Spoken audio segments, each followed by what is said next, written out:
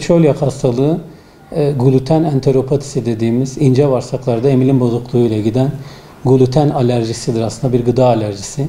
Ülkemizde %1 ile binde 3 arasında görülmekte.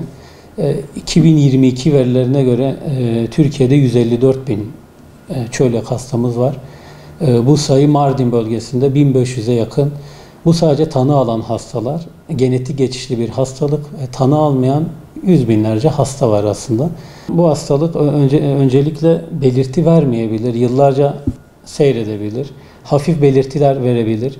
Veya tipik belirtiler dediğimiz şişkinlik, karın ağrısı, çocuklarda ishal, büyüme geriliği, boy uzamasında gecikme gibi semptomlar verebilir. Bunlarda gördüğümüz zaman uyanık olup hızlıca tetkik edilmeli bu hastalık. Gözden kaçmamalı.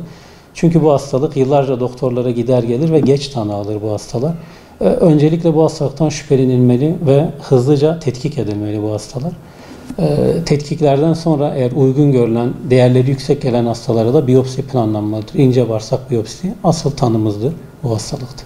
Tedavisi, ana tedavisi diyettir. Buğday, arpa, yulaf, çavdar gibi tahılları, yani gluten içeren besinleri beslenmeden çıkardığımız zaman ciddi anlamda gerileme olur.